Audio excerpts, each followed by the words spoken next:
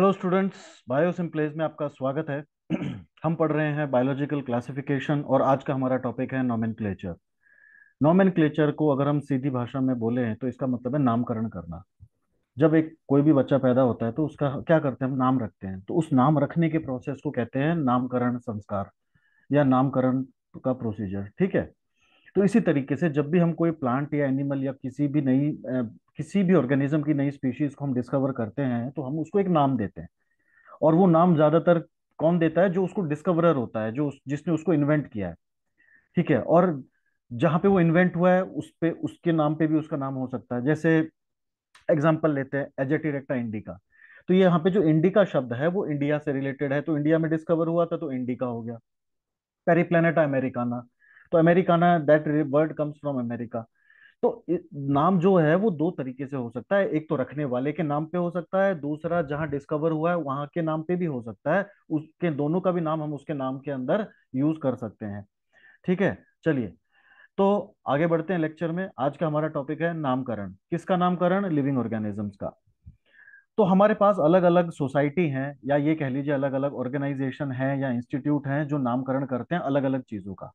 तो पहले है हमारे पास ICBN. ICBN is international code of botanical nomenclature. अब ये जो आईसीबीएन होता है ये प्लांट्स का नाम रखता है। बॉटनी में क्या आते हैं? प्लांट्स आ जाते हैं सारे के सारे। तो अगर कोई प्लांट की नई स्पीशीज मिली है तो उसका नामकरण कौन करेगा? ये संस्था करेगी, आईसीबीएन। ठीक है। तो ये इनके ठेकेदार हैं बॉटनी के नामकरण के। समझ गए? फिर है आईसीजेडएन। आईसीजेडएन क्या होता है बेटा? आईसीजेडएन जो है that is international code of zoological nomenclature. International code of zoological nomenclature. अगर कोई एनिमल की स्पीशीज डिस्कवर होती है और उसको नाम देना है, उसका नामकरण करना है, उसका नोमेनक्लेचर करना है, तो कौन करेगा? आईसीजेडएन करेगा। ICZN international code of zoological nomenclature. इसी तरीके से आगे बढ़ते हैं। आईसीबीएन। तो ये आईसीबीएन जो है it is international code for bacterial nomenclature. अगर मान लीजिए कोई बैक्टीरिया की नई स्पीशीज मिली है या कोई नया बैक्टीरिया डिस्कवर हुआ है तो उसका भी नामकरण कौन, उसकी नामकरण की एजेंसी कौन है जो उसका नामकरण करेगी, नोमेनक्लेचर करेगी? उसका नाम है ICBN, international code for bacterial nomenclature. ठीक है। आगे बढ़ते हैं। आईसीवीएन। आईसीवीएन का मतलब है international code of viral nomenclature. अब इसका काम होता है वायरस, कोई भी नया वायरस डिस्कवर होगा तो उसको नोमेनक्लेचर, उसका नाम कौन रखेगा? यही रखेंगे, ICVN, international code of viral nomenclature. फिर एक है ICNCP. ICNCP international code of cultivated plants. International code of cultivated plants. तो जो कल्टीवेटेड प्लांट्स हैं उनके नोमेनक्लेचर को ये करते हैं। तो सीधी सी बात है, इसमें कोई बहुत रॉकेट साइंस नहीं है, नाम से ही समझ में आता है कि वो क्या काम करते होंगे। ठीक है। चलिए, तो ये था हमारा अलग अलग एजेंसी कहिए, इंस्टीट्यूट कहिए, ऑर्गेनाइजेशन कहिए, जिनका काम है अलग अलग ऑर्गेनिज्म का नाम रखना, जो नए स्पीशीज डिस्कवर होते हैं उनका। चलिए आगे बढ़ते हैं। Type of nomenclature. नोमेनक्लेचर कितने टाइप का होता है? नाम कितने टाइप के होते हैं? अभी हर इंसान के दो नाम होते हैं। एक होता है बाहर का नाम, जैसे मान लीजिए मेरा नाम है रोहित कुमार। ठीक है, रोहित कुमार गहलावत। तो ये मेरा जो ऑफिशियल नेम है, बाहर का जो मेरा नाम यूज होता है वो है ये। ठीक है। लेकिन कुछ घर का भी नाम हो सकता है। अब घर में लोग कैसा भी नाम रख देते हैं, चिंटू, मिंटू, पिंकू, ठीक है। इस तरीके से जो है नाम, घर के भी नाम अलग होते हैं और बाहर का नाम अलग होता है। ठीक है। तो नाम जो होते हैं वो अलग अलग टाइप के हो सकते हैं। तो आइए हम देखते हैं नाम कितने टाइप के होते हैं। तो एक होता है वर्नेक्युलर नेम। क्या होता है? वर्नेक्युलर नेम होता है। वर्नेक्युलर नेम का मतलब होता है देसी नाम या लोकल नाम, कहिए आप इसको, देसी नाम या लोकल नाम। हर भाषा, अभी कितनी भाषाएं हैं धरती पे, हर भाषा में हर चीज का अलग नाम होता है। जैसे एप्पल है। एप्पल जो है इंग्लिश में हम बोलते हैं एप्पल, हिंदी में उसको सेब बोलते हैं, और मराठी में उसको सफरचंद बोलते हैं। तीनों का एक ही चीज है तीनों, लेकिन अलग अलग लैंग्वेज में उसको अलग अलग नाम दिया गया है। इसी को कहते हैं देसी नाम, लोकल नाम। हर भाषा के हिसाब से। ठीक है। तो हर भाषा के हिसाब से हर भाषा में हर चीज का नाम अलग अलग होता है। मैंने ये बेस्ट एग्जांपल दिया आपको एप्पल का।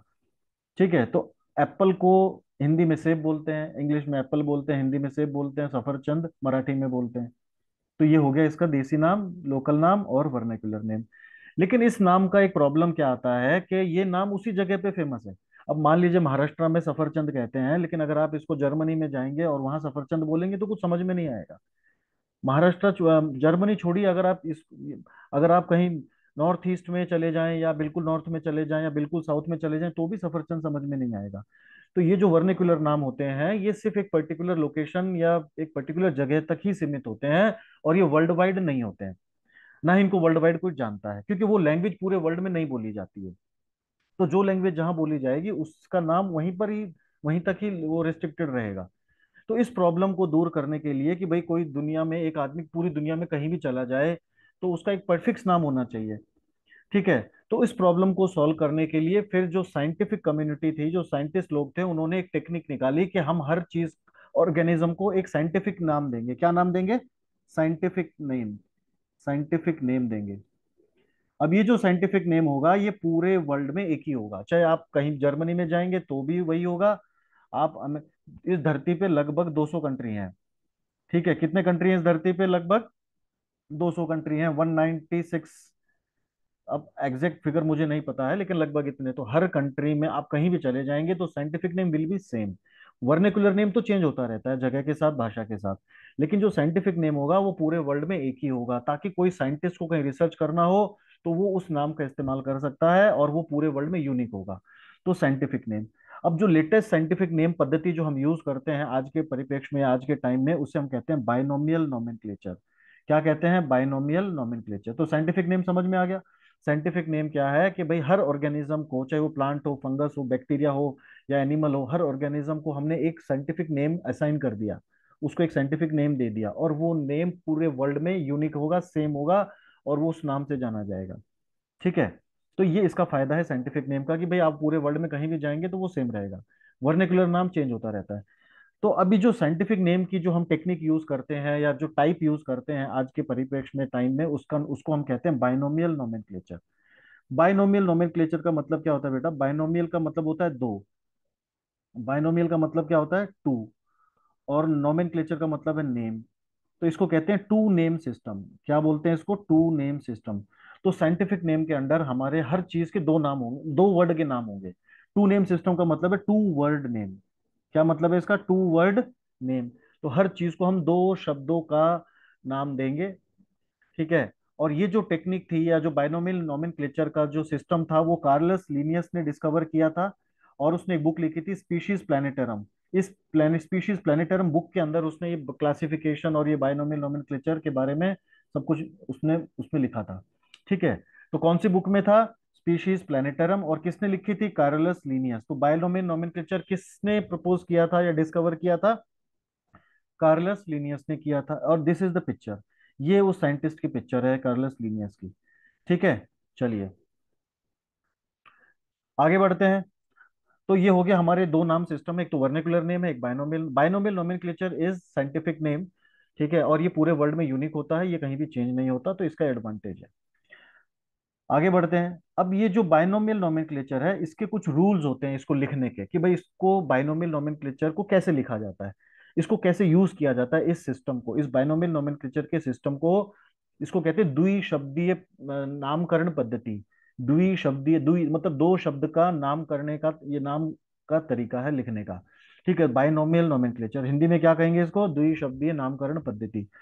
अब इसको यूज करने के कुछ रूल्स होते हैं, कुछ इसके तरीके होते हैं, कुछ इसके, तो वही हम पढ़ेंगे कि भाई कौन से रूल्स हैं। तो हम सबसे पहले एक एग्जांपल लेते हैं मैंगो का। तो मैंगो का जो साइंटिफिक नेम है या मैंगो का जो साइंटिफिक नेम है वो क्या है? That is Mangifera indica. क्या है बेटा? Mangifera indica. Mangifera indica is the scientific name of mango, या ये कहिए कि बाइनोमियल नेम या binomial nomenclature of mango is Mangifera indica. चलिए आइए पहले शुरुआत करते हैं पहले रूल से। तो जो बाइनोमियल नोमेनक्लेचर होता है ये दो वर्ड नेम होता है। ये कैसा होता है? दो वर्ड का नाम होता है। ठीक है। इसमें जो पहला जो वर्ड होता है वो जीनस को इंडिकेट करता है, और दूसरा जो वर्ड है वो स्पीशीज को इंडिकेट करता है। तो अभी हमने इससे पढ़ा था कि टेक्सोनोमिक हायरार्की में हमने पढ़ा था कि भाई किंगडम से शुरू होता है। किंगडम, फाइलम, ठीक है, class, order, family, genus, species. तो जीनस मतलब वही टैक्सोनोमिक हायरार्की वाला जीनस, और स्पीशीज वही टैक्सोनोमिक हायरार्की वाला स्पीशीज। तो जो जीनस और स्पीशीज होगा वही उसका नाम होगा। हर ऑर्गेनिज्म का नाम क्या होगा? उसका जीनस और स्पीशीज। तो जो पहला वर्ड होगा वो जीनस होगा, और जो दूसरा वर्ड होगा वो उस और एनिमल या ऑर्गेनिज्म का स्पीशीज नेम होगा, और पहले वाला जीनस नेम होगा। Example, Mangifera indica. एग्जाम्पल है हमारे पास मेंजीफेरा इंडिका। अब इस मेंजीफेरा में जो मेंजीफेरा है वो क्या है, जीनस है, मैंगो का जीनस है। टेक्सोनोमिक हायरार्की में जो जीनस है वही है ये। ठीक है। और जो इंडिका है दूसरा शब्द है, ये पहला शब्द हो गया मेंजीफेरा और दूसरा शब्द हो गया इंडिका। तो ये जो इंडिका है ये दूसरा शब्द है इसमें। तो ये इंडिका क्या इंडिकेट करता है, स्पीशीज को इंडिकेट करता है। तो मतलब इसका मतलब क्या हो गया कि मैंगो की जीनस हो गया मेंजीफेरा और मैंगो की स्पीशीज हो गई इंडिका। और इन दोनों को जब साथ में लिखेंगे तो ये हो जाएगा बाइनोमियल नोमेनक्लेचर। क्या हो जाएगा, बाइनोमियल नोमेनक्लेचर हो जाएगा। ये तो था पहला नियम। तो क्या है पहला नियम, दो वर्ड का नाम होगा, पहला वर्ड जो है वो हमेशा जीनस होगा, दूसरा वर्ड हमेशा स्पीशीज होगा। और दोनों जीनस और स्पीशीज को साथ में लिखने से it will create binomial name system. ठीक है, चलिए, ये तो था पहला रूल। दूसरा रूल, अब दूसरा रूल क्या है, जो पहला वर्ड होगा जो जीनस है, मतलब पहला वर्ड क्या है, जीनस। तो पहला वर्ड क्या है, जीनस है। तो it always starts with capital letter. तो आप देख सकते हैं ये एम जो है ये it starts with capital letter. M, it starts with capital letter. और जो दूसरा वर्ड है, ये पहला हो गया word, it starts with capital letter. और जो दूसरा शब्द है that is indica, it start always starts with small letter. तो इससे क्या, ये कौन सी, ये रूल क्या कहता है कि जो पहला वर्ड होगा मतलब जो जीनस होगा उसको हम हमेशा कैपिटल लेटर से लिखेंगे। और जो दूसरा शब्द होगा, जो दूसरा वर्ड होगा वो स्पीशीज होगा और उसको हम हमेशा स्मॉल लेटर से स्टार्ट करेंगे, स्मॉल लेटर से। ठीक है। तो रूल के हिसाब से आप कभी भी इस आई को कैपिटल नहीं लिख सकते और इस पहले वाले एम को स्मॉल एम नहीं लिख सकते। It should be capital and I should be small, this is the rule. ये रूल है, ये दूसरा रूल है। ठीक है। तो genus, first letter genus always starts with capital letter, second letter species always starts with small letter. आइए तीसरा तीसरा नियम देखते हैं। जो तीसरा नियम है वो क्या कहता है कि both word should be underlined separately. तो अब ये मेंजीफेरा है और ये इंडिका है, दोनों को हम सेपरेटली अंडरलाइन करेंगे। दोनों को हम लिखने के बाद क्या करेंगे, सेपरेटली उसको अंडरलाइन करना कंपलसरी है, ये रूल है।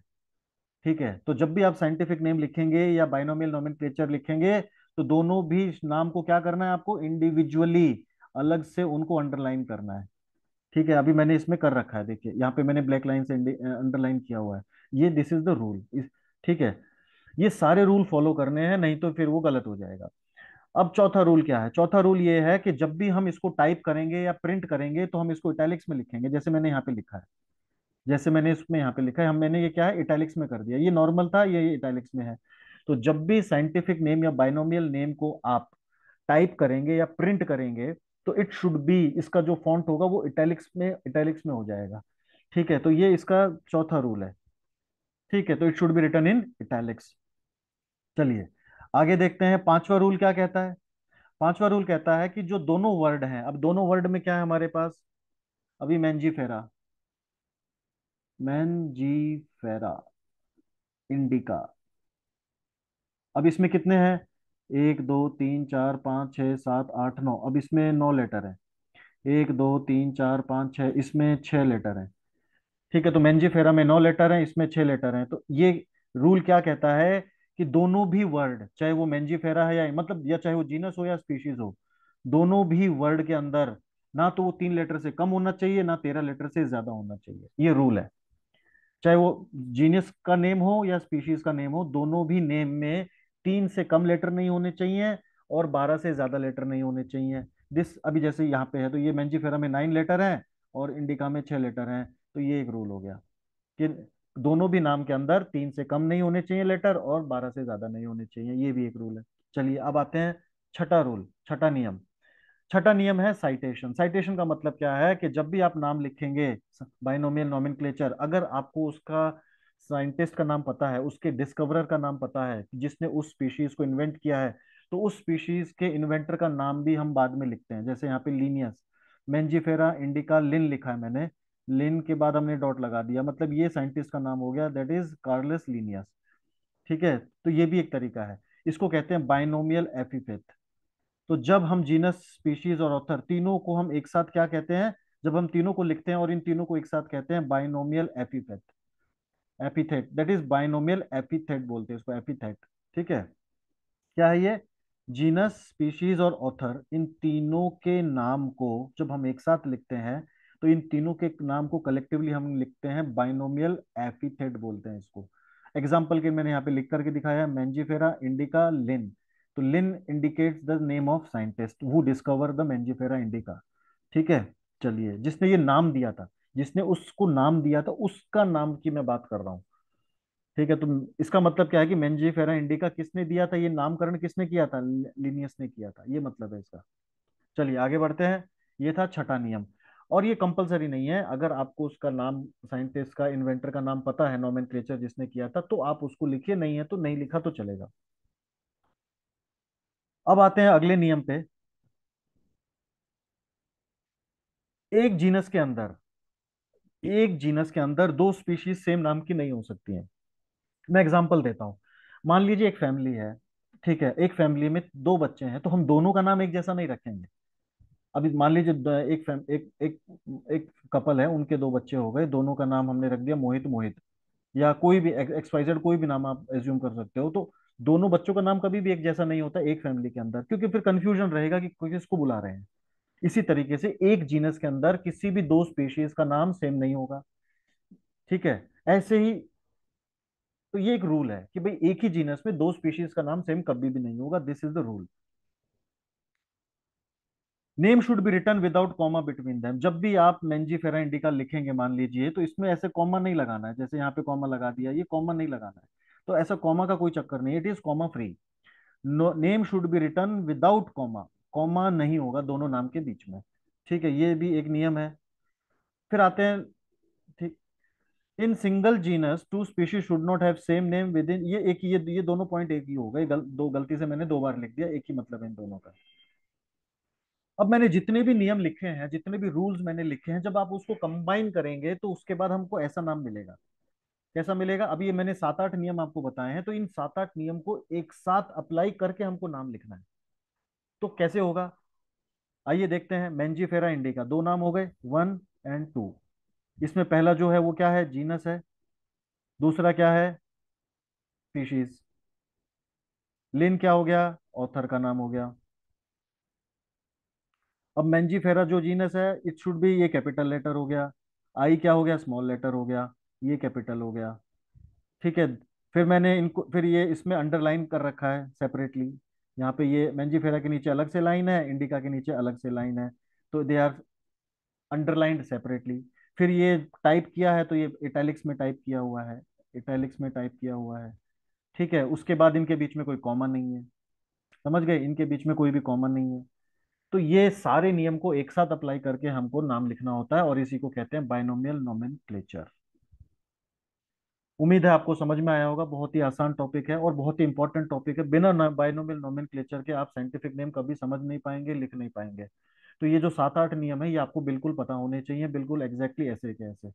ठीक है, तो मैंने एक एग्जांपल लिया था मेंजीफेरा इंडिका का, ऐसे सभी प्लांट्स के, सभी एनिमल्स के, सभी के नाम में हम जो नाम लिखने का जो तरीका है वो यही होता है, binomial nomenclature. So this is the topic. Hope you understand. Please like, share and subscribe my channel. Thank you very much.